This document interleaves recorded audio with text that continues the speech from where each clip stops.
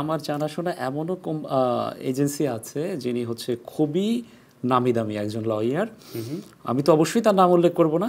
সেই লয়ারের পেছনে 4 বছর ধরে আমেরিকাতে বসবাস করেই আমার পরিচিত একজন অনেক টাকা দিয়ে ফেলেছেন, কিন্তু শেষ পর্যন্ত 4 বছর পর সে টাকা দেওয়া বন্ধ করেছেন। কারণ হচ্ছে EB3-র যে স্বপ্ন তিনি দেখেছিলেন বা স্বপ্ন দেখানো হচ্ছিল সেটা আসলে সফল হয়নি। খুব ভালো একটা প্রশ্ন করেছেন ভাই আপনি। সেটা হচ্ছে যে এখানে আমি সব দর্শকদেরকে বলতে চাচ্ছি, দেখেন আপনি কারো পিছনে 4 বছর ঘুরবেন না। আমি আপনাকে সোজা করে একটা ডায়াগ্রাম দিয়ে দিচ্ছি।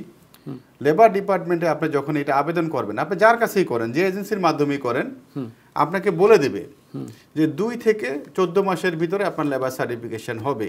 যদি লেবার সার্টিফিকেট অ্যাপ্রুভ না হয় তাহলে দ্বিতীয় ধাপে যাওয়ার কোনো সুযোগই নেই, আপনি টাকা দিবেন না। আচ্ছা, নেবার এবার খুবই গুরুত্বপূর্ণ, আরও একবার শুনতে চাই। হ্যাঁ, আমি বলতেছি আপনি যখন আবেদনটা করছেন, লেবার ডিপার্টমেন্ট থেকে আপনাকে অ্যাপ্রুভাল না দিলে 2 থেকে 14 মাসের মধ্যে ধরে নেবেন আপনার এটা হচ্ছে না। সুতরাং দ্যাট মিন্স আপনার সেকেন্ড ধাপে দেওয়ার দরকার নেই।